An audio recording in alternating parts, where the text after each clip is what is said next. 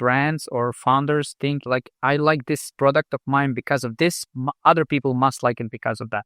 But that's so wrong. Unless you're your customer for a product that you're selling, it's definitely the wrong approach. Welcome to the Mastering E-commerce Marketing Podcast. I'm your host, Eitan Kotter, co-CEO of Vimy. In an era of rising acquisition costs and increased competition, this podcast is dedicated to helping you drive sales, engage customers, and build meaningful communities so you can turn passive visitors into active buyers. Don't forget to subscribe so you won't miss out on future content. Now let's get started with the episode. Hello listeners, welcome to another episode of Mastering E-commerce Marketing. Today I'm joined by someone who spent over 100 million on Facebook ads and knows exactly what it takes to scale a D2C brand to 8 and 9 figures. Marin Ištvanić is the head of performance at Inspire, a boutique agency known for helping brands grow with high-converting paid social strategies. He's also a partner in multiple of in-house brands and has helped scale and even exit. From freelancing to leading a performance-driven agency, Marin has done it all. In this episode, we explore his top Facebook ad strategies, scaling secrets, and the real talk behind building brands that actually grow revenue month over month. So let's get into it. Marin, welcome. How are you? Thank you for having me. I'm great. And like you just put a lot of pressure with this introduction on me. Yes, I try. Just to make things more interesting, right?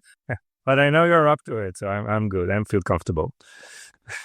So, Marin, before we get started, just so our listeners to get to know you better, I wanted to choose like 3 words that matter most to you and why. 3 words. I would say freedom, consistency, and balance. Okay, interesting. What do you mean by freedom? So, like by being a media buyer, you can work wherever you want, whenever you want. You just need a laptop and a Wi-Fi. And this is why I love this job so far. You're like not in a cage, you're not in 9 to 5. Although I like to work like a regular person, do all of my jobs, then do some of the stuff for entertainment and for hobbies. But like actually having that ability to do whatever I want, whenever I want to, go take a brunch or like go, to doctor appointment in the middle of the day or whatever, that means more than all the money that I can get. So that's the freedom that I referred to when I mentioned that word. The other was, I think, balance. So my girlfriend would say that like I'm super hardworking and that there's no balance between my work and free time. But I think there is. And like when you're chasing something, obviously you can prioritize one area of another. But in order to be on the point, like you have to have a balance, not only in work life, but only in every other aspect of your life. I'm not like pro left or pro right, or I'm not like one area or another. Like I always think that the balance is the healthiest option.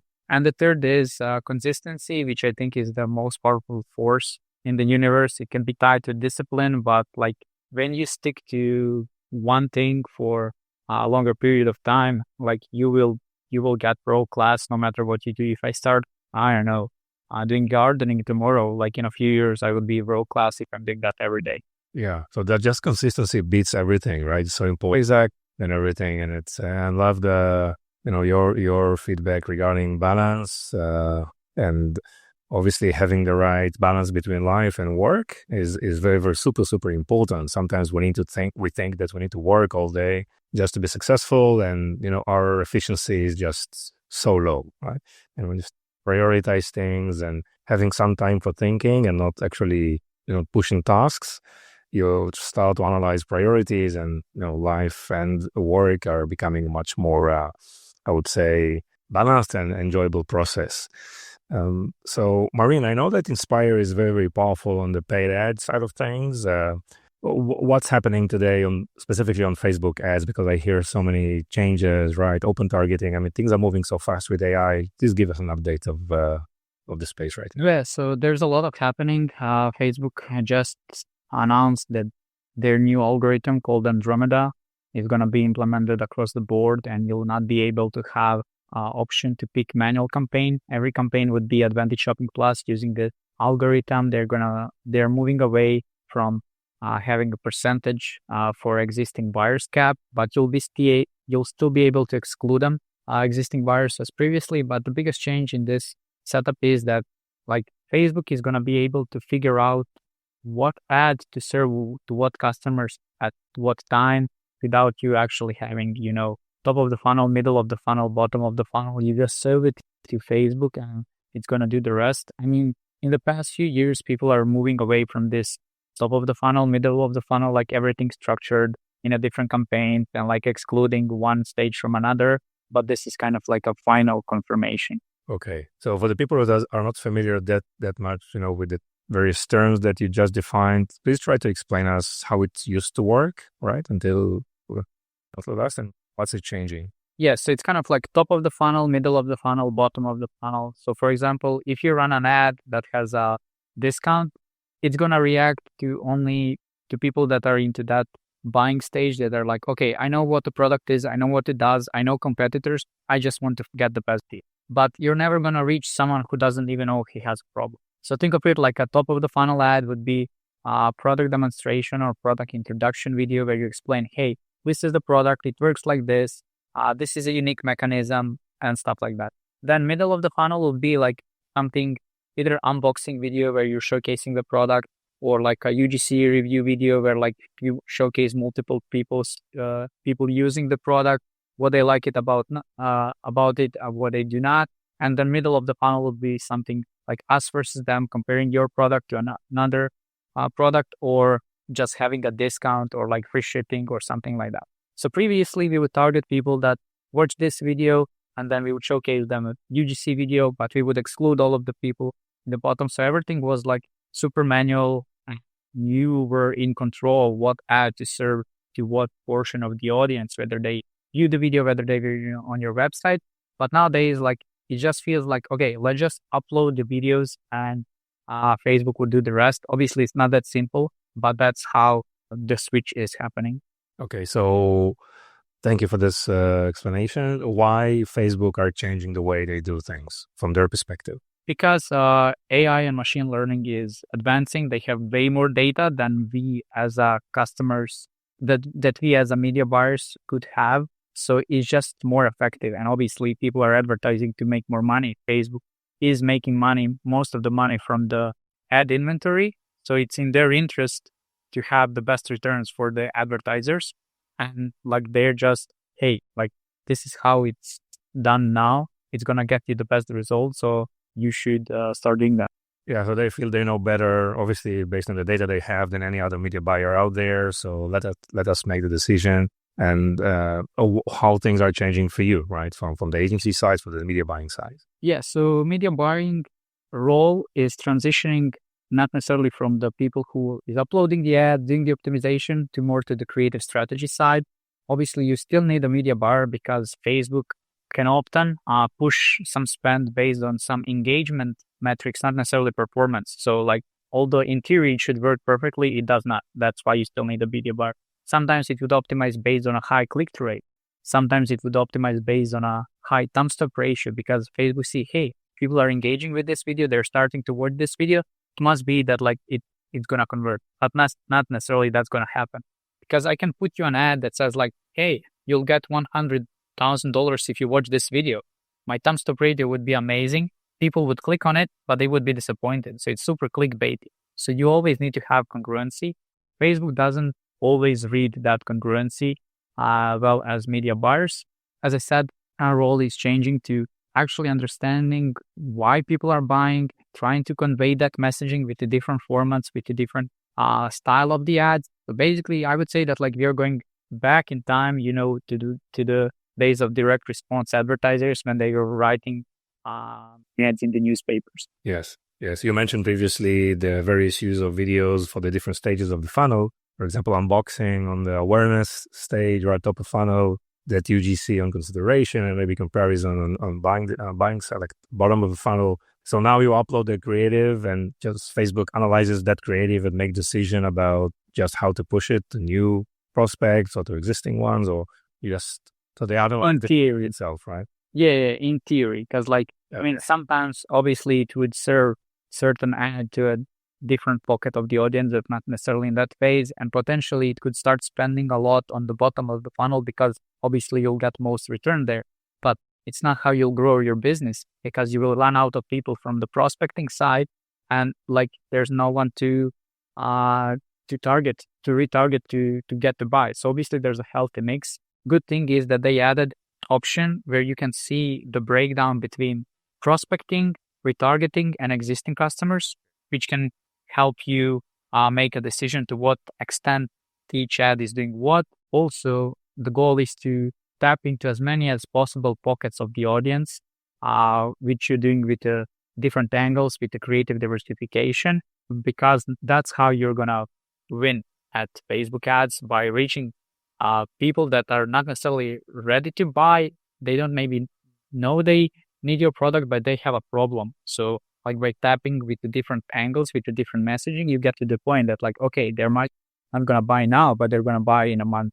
Yes, very, very interesting, because if you're a new brand or just launching a new product, they'll know you. They need to you need to provide some value, you need to build some relationships, right? Before people are more open to accept a proposal for you or even to buy. So that process still needs to be implemented. Marin, what are some of the common mistakes you see, buyers or other brands are making today on Facebook ads? Yeah, so like if they have outdated system and set up like what I mentioned with like too many campaigns, that's one. The other is having one ad per ad set, which is basically telling Facebook, hey, Facebook, here's an ad, you have to spend money on it.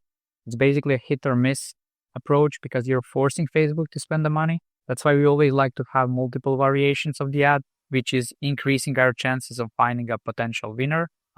Another mistake would be no exclusion of the existing buyers. So most of my clients care about acquiring new customers. So they don't want to spend money on their existing customers who they already acquired, because they can reach them via email for free. So a lot of people do not exclude their existing buyers, which then like obviously Facebook is going to serve your ad to the people that are going to buy the most. And obviously for Facebook, it's easier to get a sale from existing customers because they are familiar with the brand. So people like brands get into their ad account, they see like, hey, I have an amazing ROAS, but this is not really incremental. This is not reflecting on your Shopify numbers. So you're basically wasting budget. So you need to have a proper exclusion. Also, sometimes they're too reliant on view conversions. So Facebook attributes the sale to the period where you click on an ad with a certain period and you converted, or you view an ad. So sometimes brands that are built organically, they have like big presence and people know about them.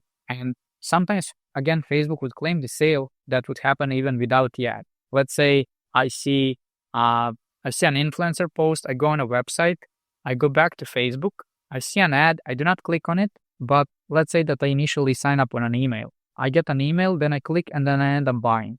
And then, so first interaction was influencer, second interaction was Facebook, although I did not click, and the third interaction was email, where I click on end up buying. But Facebook would say, hey, but I show you the ad, I'm responsible for the sale, although it is the least responsible for the sale. So sometimes brands would increase the budget based on the inflated numbers on a Facebook that doesn't have incremental impact on the performance. Wow. Nice. Interesting. And what's your process in terms of the creative side of things, right? I mean, how do you know what's working? How do you do this testing all the time? Yeah. So basically the biggest issue that I see is brands or founders think, hey, like I like this product of mine because of this, other people must like it because of that. But that's so wrong. Like unless you're your customer for a product that you are selling, it's definitely a wrong approach. So what we usually do is we export all of the customer reviews from that store. We feed it into ChatGPT to kind of like do some conversation. Hey, why people are buying the product? What problems do they have? You will find so many interesting things, so many phrases that you can use in your messaging. For example, for one product, it was coffee replacement drink. When we did this analysis, we realized that most people that were buying the product, like teachers that were working afternoon shifts or people in the office, because they don't want to drink coffee in the afternoons. They have jitters, they cannot sleep. So then we like switched our messaging to be more productive in your afternoon meetings. That skyrocketed the result. On the other side, we were selling football equipment, and we were like trying to sell to the football players. But then we realized that most of our customers are actually parents and grandparents. Then we switch our messaging. Hey, like get this to improve your kid's skill. Again, results skyrocketed. So basically, understanding of the customers would have way bigger impact than anything else you can do in the ad account. Yes, and obviously, just analyzing customer feedbacks, all the reviews, I think, as you say, is very, very powerful. Working with data, what type of ad formats you are bullish today? So I would still say that for all the problem-solving products, video is the best because you can showcase the product, you can explain how it works. But for the brands that are for the products that are self-explanatory, like clothing, jewelry, toys, then images are pretty good. It really depends on a product to product, but I would say that videos are still the best and most effective in terms of the conveying the message and getting people to convert. Got it. And there is some like differentiation if it's like various niches that you see. I mean, again, for all the problem-solving product, VSLs are pretty important and pretty good converting. However, like sometimes we have a video that's like 3 minutes, 5 minutes long, which is like, if you ask me, like that's crazy that would convert, but it converts. For all the, let's say, clothing products, again, showcasing the material, showcasing the close-ups is really important. For some kids' toys or stuff like that and jewelry, reviews are important. So like there's a healthy mix. I'm never a guy that like, hey, just do this and it will work for this niche. Like obviously you want to try different stuff. We have some formats that we know are usually working for certain niches, but it's always like, okay, casting a wide net and then doubling down on the winners. Yes. And specifically for video, these are mostly like UGC content, or it's like a founder-led content, or like creators. Again, there's a mix. So you can do UGC review, you can do VSLs, you can do founder ads. Founder ads really perform on most of the ad accounts. You can do influencers. Basically, when you send your product to the influencer who has an authority in the niche, then people are more likely to listen to them instead of like, hey, this is my product, it's the best product in the world.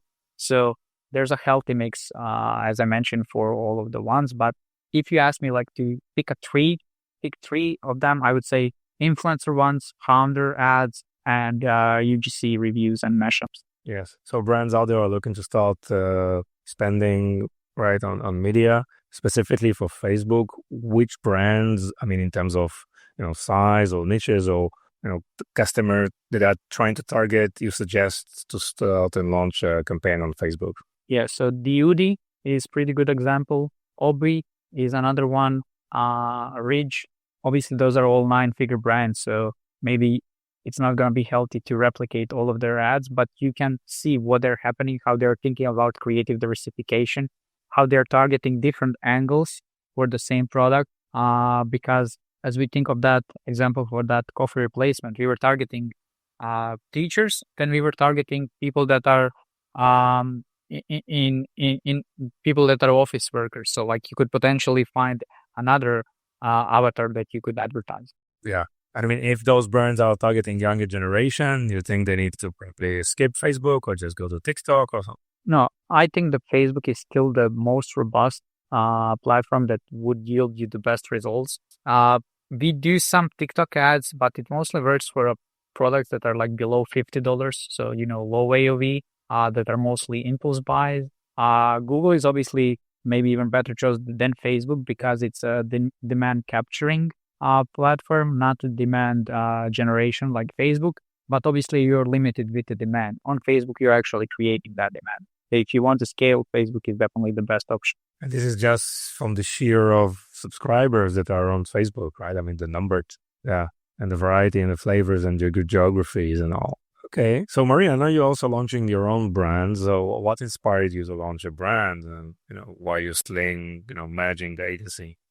Yeah. So, I mean, we realized that we can scale other people's businesses through the years. And we're like, okay, we are making so much money for these brands. Why not start our own brand? So we found a category where we saw there's a gap and we built a product that it's a bit more effective. The treatment is shorter and it has an app and we made cheaper. So basically we had 4, let's say, unique selling propositions compared to the competitor, which we understood we could take over the market. So basically, if you ask me, I would always go for a niche that has a demand, because we tried one brand. We thought like it was going to be the best brand in the world because there's no competitors. There's a huge opportunity. But then we realized like, okay, the reason is because market is not it's not grown enough that people are into the buying mode. So we were like getting super cheap clicks, but nobody was buying.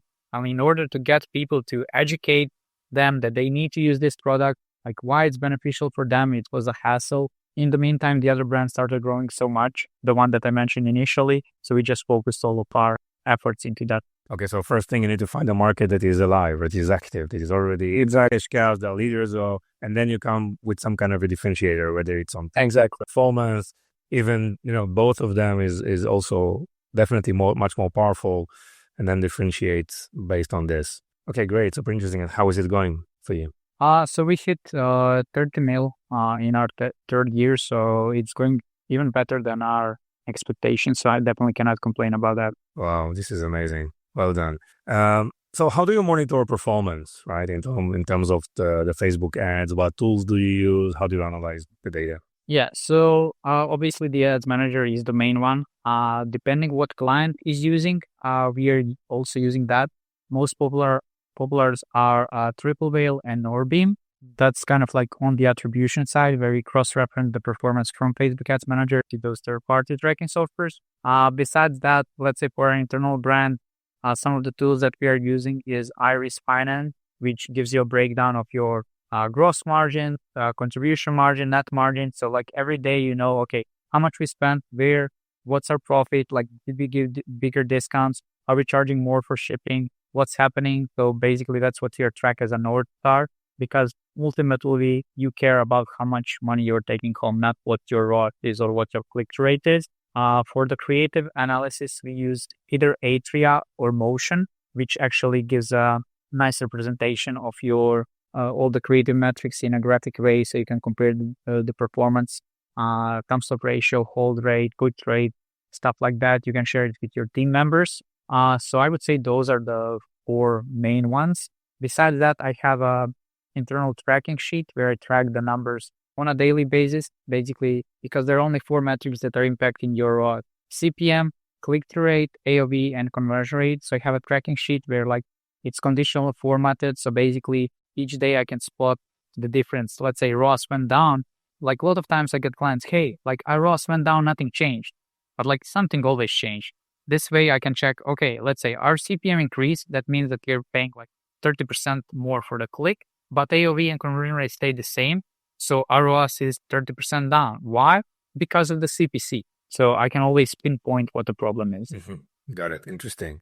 So you've done quite well the last few years, obviously with the agency and with your brands. Why do you think you've achieved this success? I mean, what's in your character, the way you work or think, helped you reach that? Yeah, I studied computer science and graduated, so I'm pretty good with numbers. I can spot patterns. I'm very detailed, but not so much that I'm just on the number side. I still have that piece of creativity that is actually becoming more important as a media buyer. So I think it's a healthy mix. Plus, at this point, like I'm doing probably 2-3 ad account audits a week.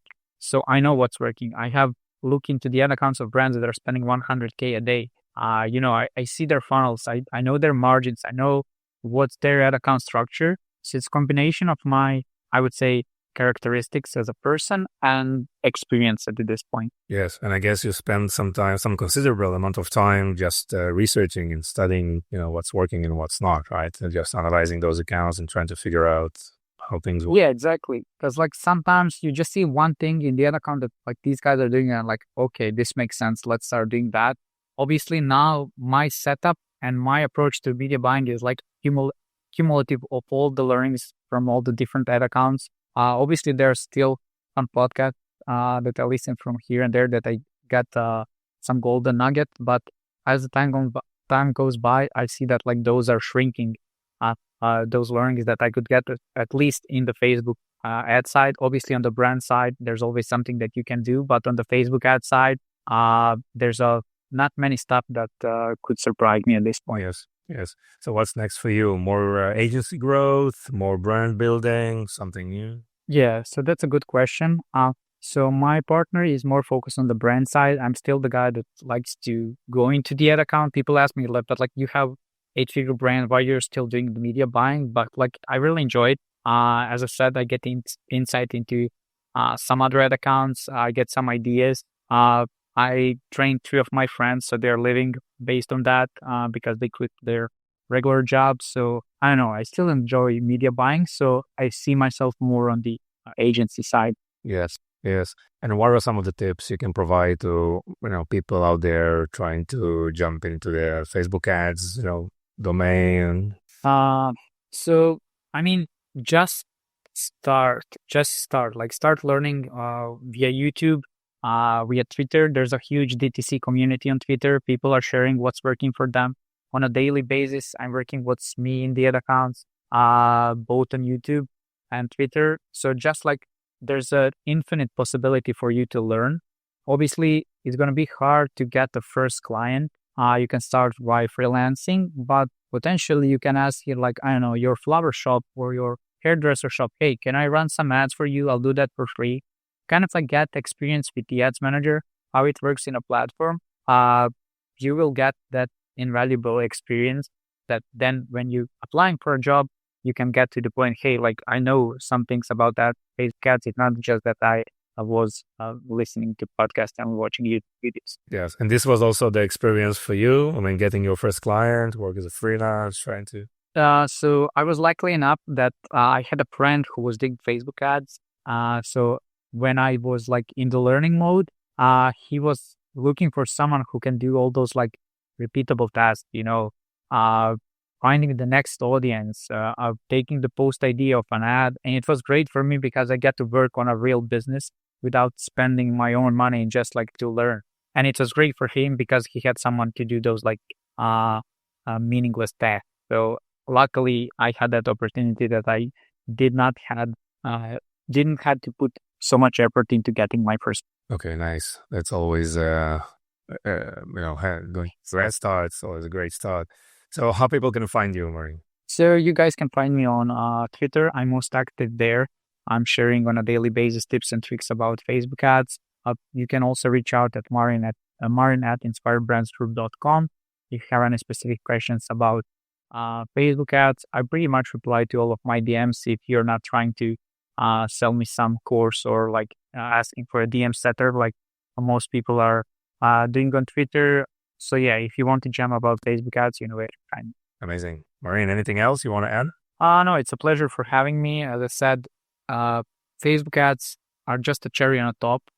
Sometimes brands think that like Facebook ads are going to solve all of their problems.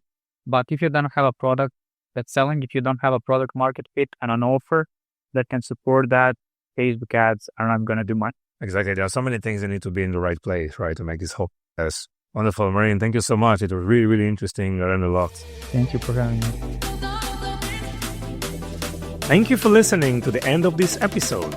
If you found this episode valuable, please subscribe so you won't miss any of our future content. And if you could share this with just one person, it would make all the difference. Are you looking to accelerate your sales with the power of shoppable video? Explore Vimy, the video commerce platform that includes live shopping, shoppable video, and social commerce capabilities. Visit Vimy at www.vimy.net, that's VIMMI.net, where you can start with a free for life package. We appreciate your support and look forward to bringing you more valuable insights in our next episode.